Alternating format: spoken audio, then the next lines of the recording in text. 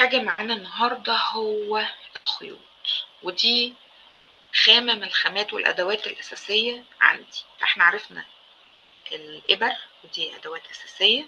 تاني حاجة في الأدوات الأساسية عندي هي الخيوط. الخيوط عندي عالم كتير جدا جدا، وفي خيوط كتيرة جدا جدا، لكن أكترها هي الصوف الطبيعي. طبعا هو مش موجود دلوقتي لأنه مخلوط.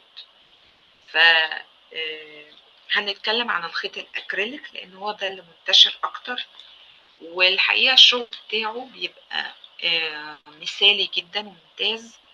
هو خفيف في الوزن، وزي ما بنقول كده بيجعل المشاريع مثالية. سهل في الغسيل، ما بي يعني مش محتاج حاجة مخصوص ان احنا نغسله فيها يعني.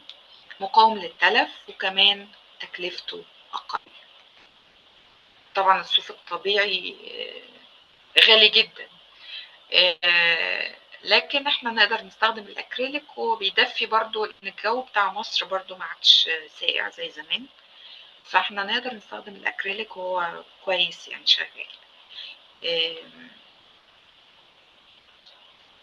طيب، زي ما قلنا احنا بختار الخيط المناسب والميزانية على قدي. طبعا برضو مش هقدر اقولك اشتري حاجة غالية، لكن على قد الميزانية بتاعتي.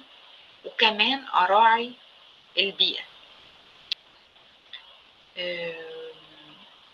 عشان كمان اقدر افتح نفسي على الموضوع.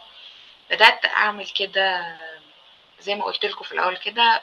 بدأت اعمل ليا كورنر لوحدي، حاطه فيه اباجوره، اعمل فنجان قهوه، شغل موسيقى هاديه، فيروز بتاع كده، وابدا اجيب الخيط وال... وال...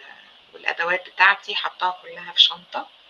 فبجيب الشنطه بحالها واقعد في الكورنر ده، واقعد كده مزاج 10 دقايق، ربع ساعه، نص ساعه، زي ما ياخد.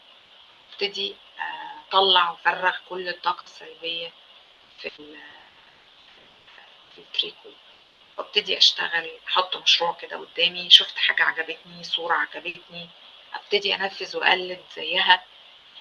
ولما باجي اقلدها بالظبط الاقي في حاجة تانية طلعت، حاجة يونيك، اللي احنا كنا بنقول عليها يونيك، والاقيها حلوة، افرجها للناس وكده، افرجها كده، يقول حلوة جدا، طلعت ازاي دي؟ وانا بقى هي كده يونيك، حاجة يونيك. طيب، لازم يبقى عندك إبر تريكو، إبرتين كبداية. هنبدأ برقم 4، 4.5، 5. دي الأرقام اللي احنا بنبدأ نشتغل بيها.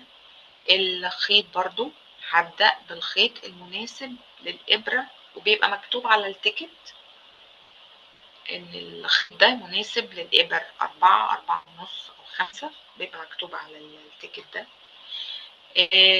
في علامات كمان اللي هي الماركرز بجيبها، في شريط المازورة، وحقيبة التخزين اللي أنا قلت لكم عليها، أنا حاطها في شنطة أو كيس بلاستيك أو حاجة.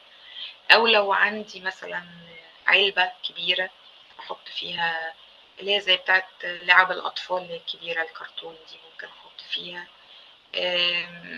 اللي يريحك يعني، حطي، خلي حاجة مخصصة للأدوات، المجلات، لو ليكي مثلا هواية في المجلات والحاجات اللي زي كده، برضو تبقى في المكان ده مخصص، بحيث انك انتي تطلعيها على طول. العلامات بتاعت الماركرز دي بتمنع التشابك. يعني في حاجات كده زي اللي هي الحاجات الصغيرة دي ممكن تكون بره، اللي هي بتبقى بيحطوها عشان تمنع تعقيد العقد بتاعت الخيط. او لو هو طالعة الغرزة مش منتظمة، او انا شايفة انها مش ماشية زي بعضها بتسلسل حلو يعجبني ويريحني، ممكن اعمل دي بتساعدني ان انا ادخل حاجة مثلا في النص كده، اعملها كده كده، يعني ايه، اريح الخيط بحيث ان هو يدي الشكل المنتظم الجميل.